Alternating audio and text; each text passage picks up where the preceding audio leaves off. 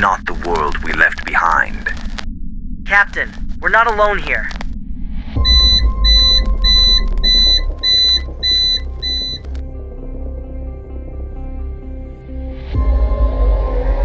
Something inside them. It is growing. It remembers us. Help!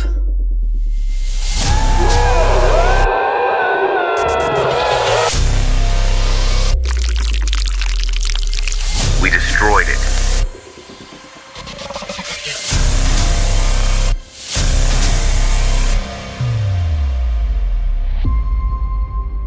The Vanguard drifted through the vast emptiness of space, its scarred hull whispering under the pressure of re-entry. Captain Maren Voss stood at the command console, her face unreadable, eyes locked onto the glowing blue sphere ahead. Earth.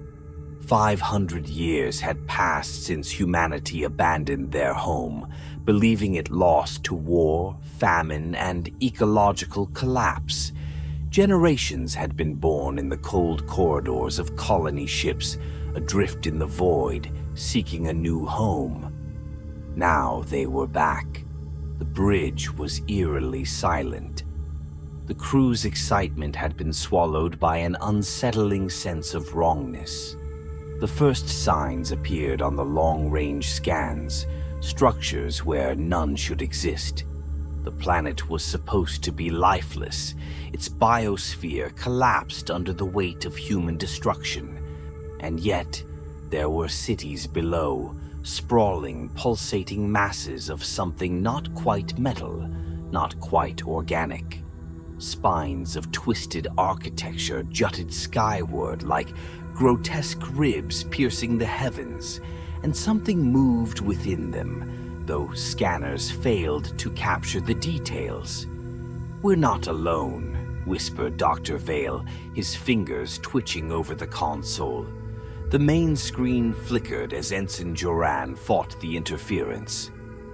"Captain, I'm picking up movement, but the patterns don't match any known technology." His voice was tight, fraying at the edges. "Some kind of biosignature interference." Voss exhaled slowly. "Atmosphere?" Lieutenant Rains checked the readings. "Breathable. But there's an anomalous particulate presence in the air, something we've never encountered before." The ship lurched violently. Warning sirens blared. "Status!" Voss barked. "The atmosphere." Joran's voice broke as static flooded his screen. "Something's wrong with the planet's electromagnetic field. It's disrupting our sensors." The ship trembled again. The artificial gravity flickered, leaving them weightless for a heartbeat before stabilizing. The hull groaned like a dying beast. Then the screaming started. It came from the lower decks.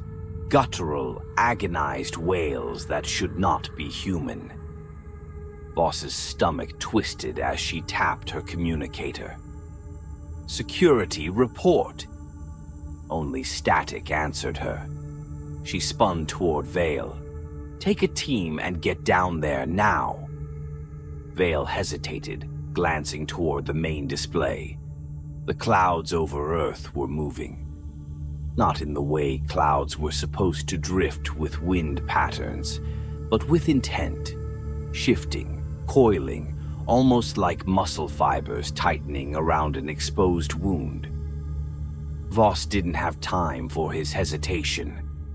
"Doctor." Vale swallowed, nodded, and bolted toward the lift with 2 security officers. The doors hissed shut behind them. Joran swore under his breath. "Captain, I think we should abort. Something..."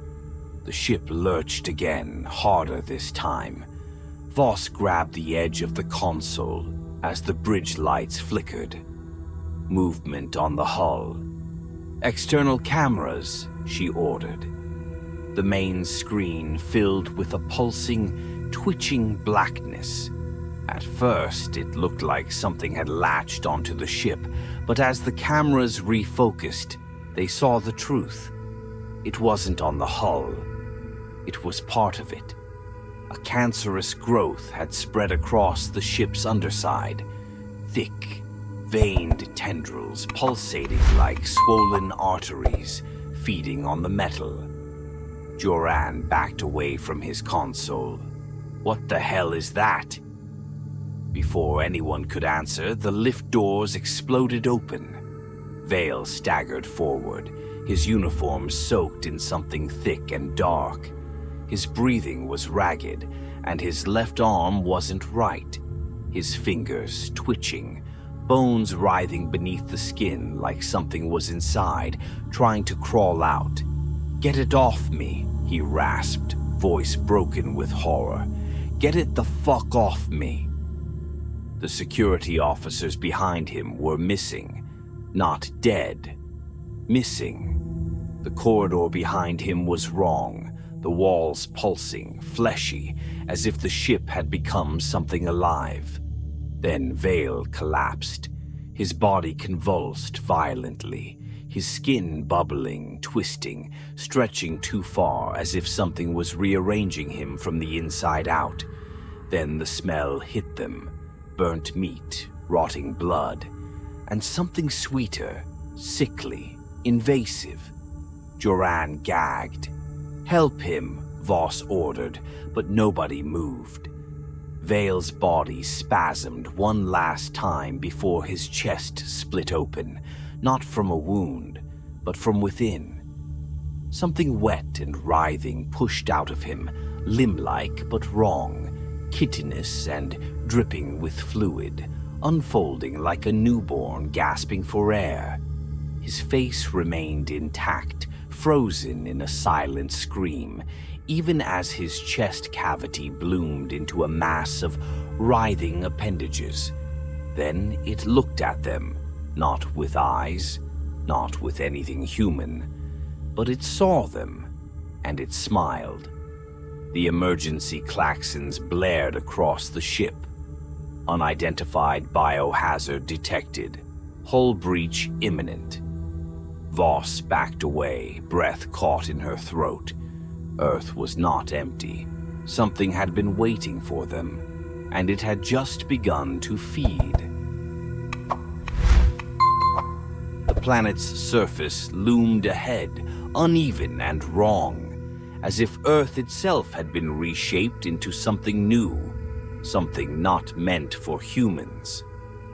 The Vanguard had been forced into an emergency landing after whatever had infested the ship began spreading through the hull. What remained of Captain Voss's team barely made it to the emergency dropship, leaving behind the twisting, pulsing horror that had once been their vessel. The air was thick and wet, carrying a scent that shouldn't exist, metallic and organic, like rusted blood and something still living. The ground beneath their boots felt off, not soil, not stone, but something softer, something that pulsed ever so slightly.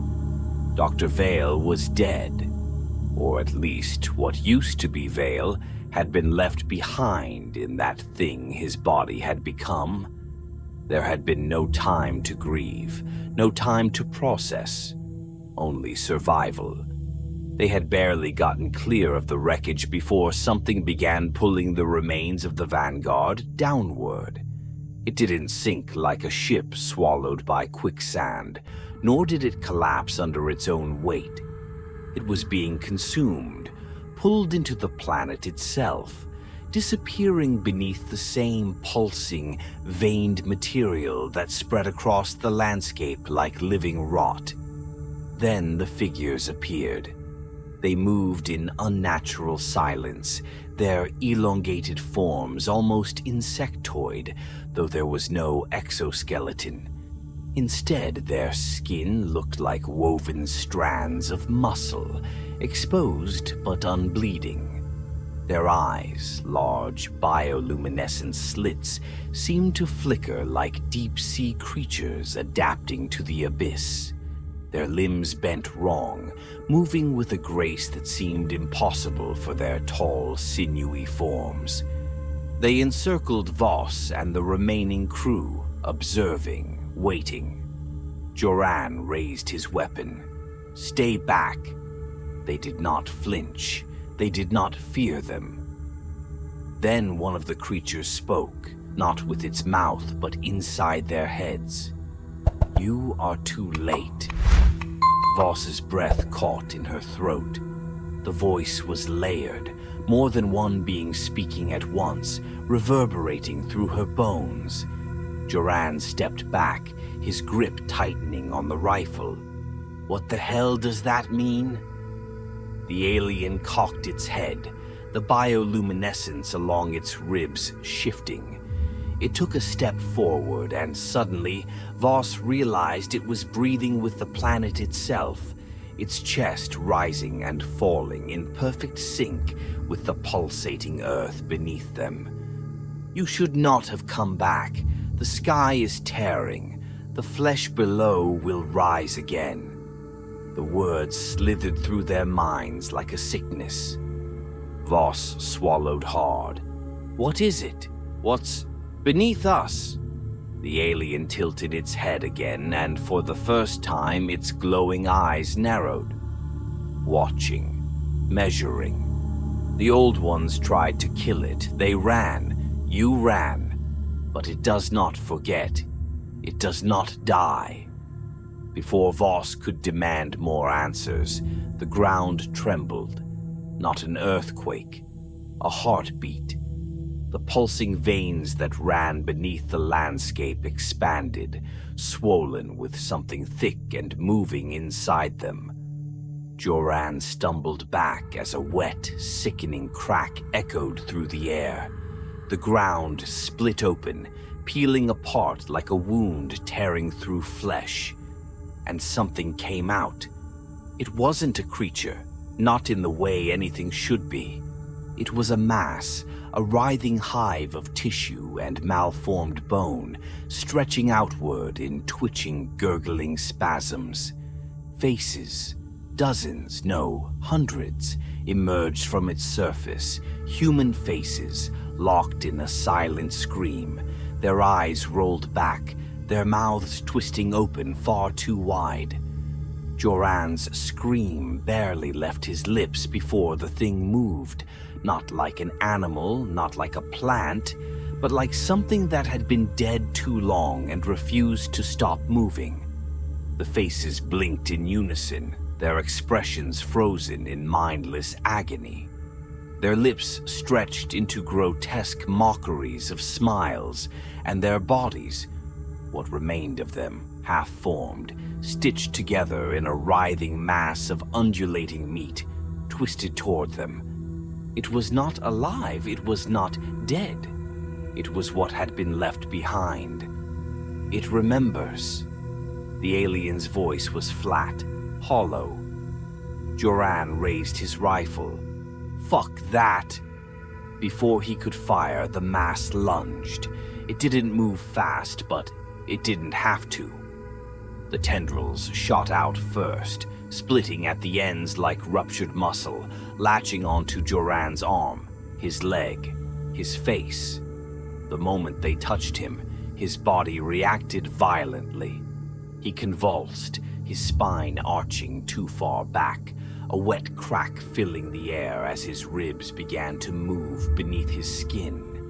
His scream became gurgled, his throat expanding, splitting.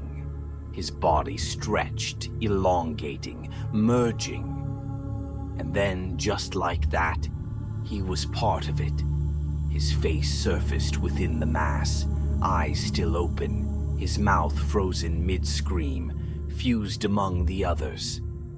Voss felt her body go numb. Her mind refused to comprehend what she had just seen. The aliens, the keepers as they called themselves, stepped forward. "Now you understand," they said in unison. "It does not consume, it absorbs, and it never stops growing." Voss forced her breath to steady, her stomach lurching. How do we stop it? The Keepers didn't answer. Instead, the leader, if it could be called that, turned its glowing eyes to her, and for the first time, its expression shifted.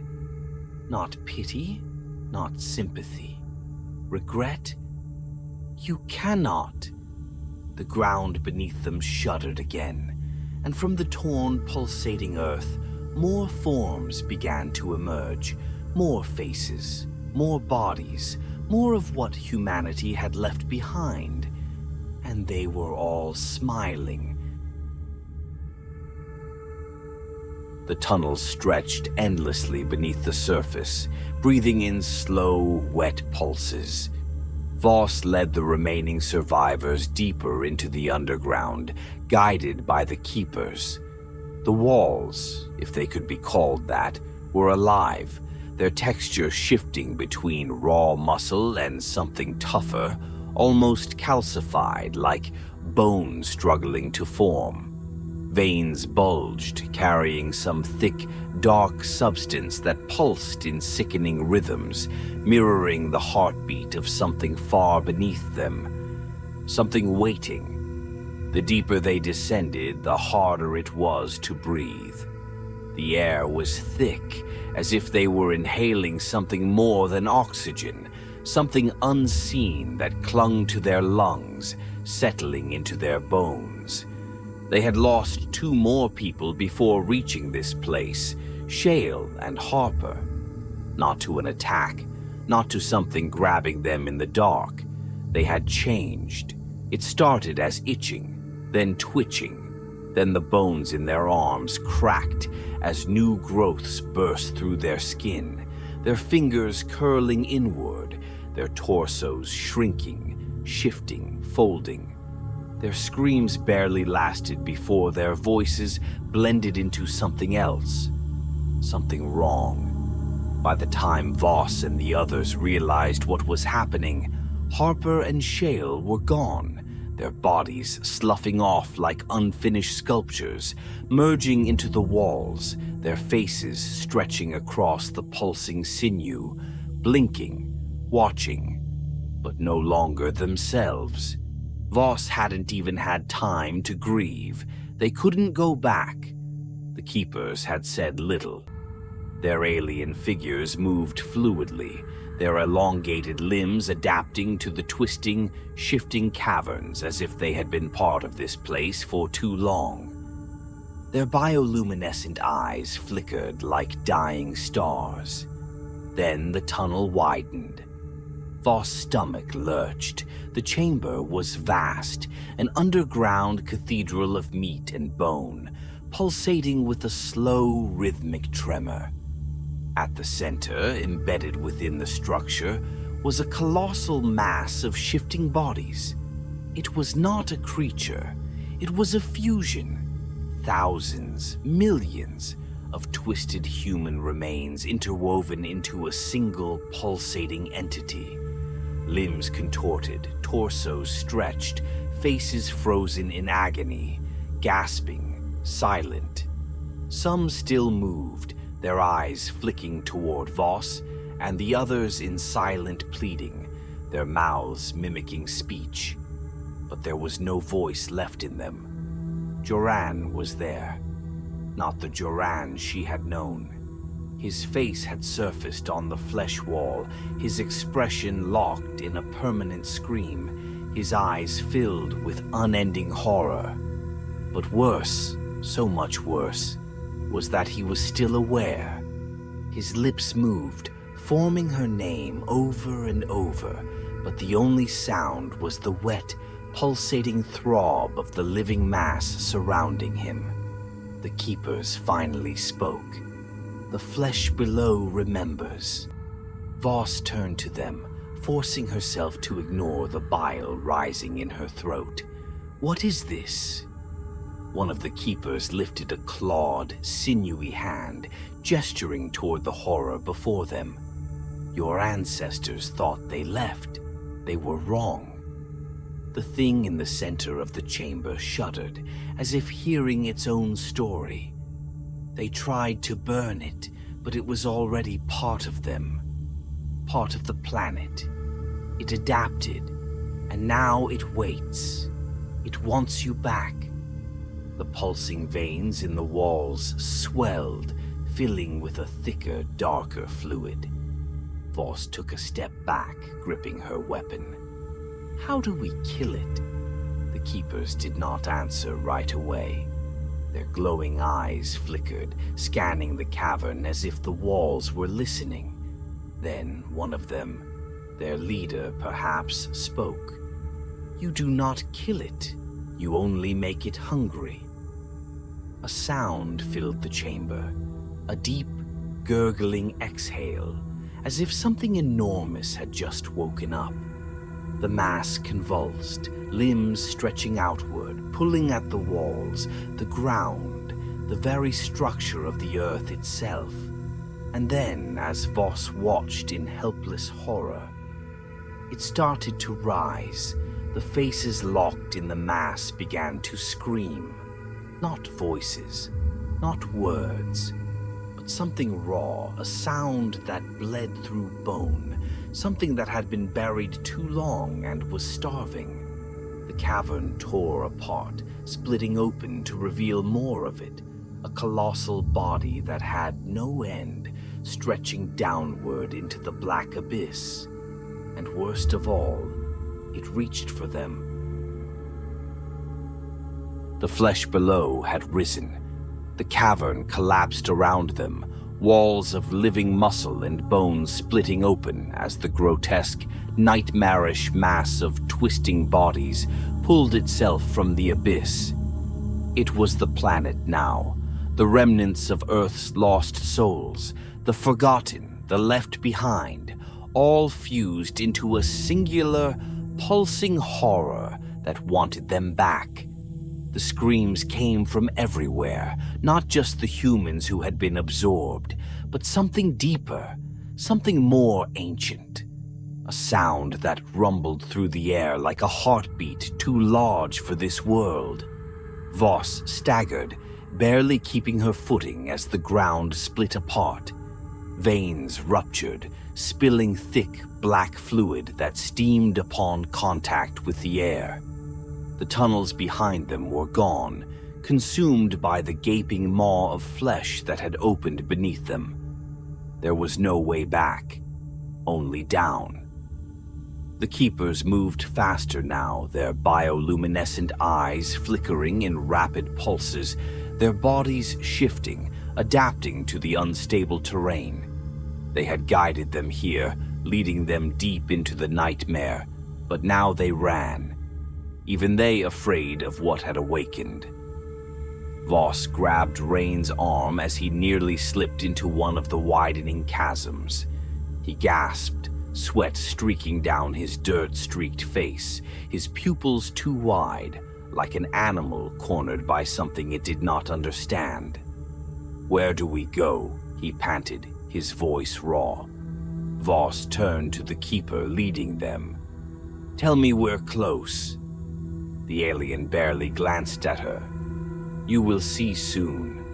She didn't like the way it said that. The ground shuddered violently, and for the first time, Voss allowed herself to look back.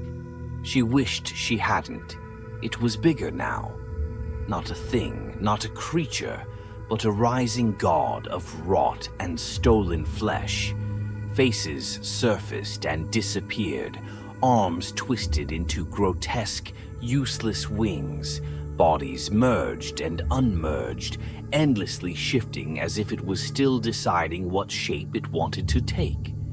It had no beginning, no end, and yet, in the center of the writhing mass, she saw it. The eye. A colossal pulsating organ, its surface translucent, revealing thousands, millions of staring, rolling pupils, each blinking at different times, each reflecting a different moment in history. The past, the present, and something else, something not yet written. It wasn't just alive, it was conscious, and it saw her. The flesh lurched forward, slamming into the cavern walls, sending debris crashing down. The Keepers had already reached the tunnel ahead, the last passage, the final descent. "Move!" Voss shoved Rains forward, pulling him from his paralysis. The others followed, scrambling over the quivering ground, dodging the tendrils of pulsing tissue that shot up like living vines, trying to grasp them. The moment they crossed into the tunnel, the walls shifted again, as if trying to swallow them whole. Voss barely made it through before the opening sealed shut behind them. It was darker here, the tunnel tighter, more organic. The walls didn't just pulse. They quivered at their presence like muscle bracing for a wound. The Keeper stepped forward, placing one elongated hand on the final door, if it could even be called that. It was no longer rock, but some kind of living tissue, stretched thin over an opening, a membrane pulsing like a living heart. "This is it," the Keeper murmured. Voss stared at it. She didn't want to ask. Rains did. What's behind it? The Keeper's glowing eyes dimmed. The core, the final breath of Earth, the source of the infection, the flesh below, the hunger that had swallowed this world and everything on it, and the only thing that could stop it. The Keeper turned to her. "You must go inside." A cold weight settled in Voss's chest. "What happens if we don't?" she asked, though she already knew the answer. The Keeper's gaze flickered. "It grows. It wasn't just Earth, it wasn't going to stop." Voss clenched her jaw. "What do we do?" "You burn it." A plan was forming in her mind before she even realized it. They had explosives left, limited but enough. If the core was what they thought it was, if they could detonate it from within, collapse the tunnels, incinerate whatever life force was keeping this horror alive, maybe, just maybe, it would end. Maybe Earth could finally die. She exhaled. "We do this. There's no coming back." Rains was breathing hard, his knuckles white, but he nodded. "We end it," he said. Voss turned to the Keeper. "If we do this, what happens to you?" It tilted its head. "We stay." A pause, and we watch it die. Voss didn't allow herself to hesitate. She stepped forward and pressed her hand to the living door. It rippled under her palm, parting like flesh, revealing the core. It was massive, a grotesque pulsating tumor of endless writhing forms, its surface shifting as it remembered every life it had taken. The air was thick, heavy with rot and something sweet, something meant to keep them here, to lull them into its embrace. It spoke without speaking. Not words, memories, flashes of lives lost, of cities sinking beneath its growth, of children absorbed into its folds, of bodies that should have died centuries ago, still writhing in its depths. It was everything humanity had abandoned. It was Earth's last breath, and it did not want to let go. Voss set the charges. Rains helped, moving quickly, not allowing himself to see the faces that reached for him. The core shuddered, sensing the danger. The flesh began to close in. The walls shrieked. They set the detonator. Voss hesitated only once, long enough to whisper, "I'm sorry." Then she pressed the trigger. The world collapsed. Fire tore through the core, igniting the mass from within. The explosion ripped through the tunnels, consuming the flesh below in a blinding inferno. The walls folded inward, the cavern collapsing, the last remnants of Earth's nightmare devouring itself. The Keepers watched. They did not run. They did not scream. They stood as they always had, as the planet they had guarded for centuries finally burned away. Voss and Rains barely made it to the surface before the world swallowed itself. The land cracked open, the flesh below convulsing one last time before it went still. Then, for the first time in centuries, Earth was silent. The survivors stood beneath the darkened sky, watching as the last remnants of the world died beneath their feet. There was nothing left to reclaim. Only ash. Only memory. Rains turned to her. So what now? Voss looked up, toward the sky, toward the empty void above.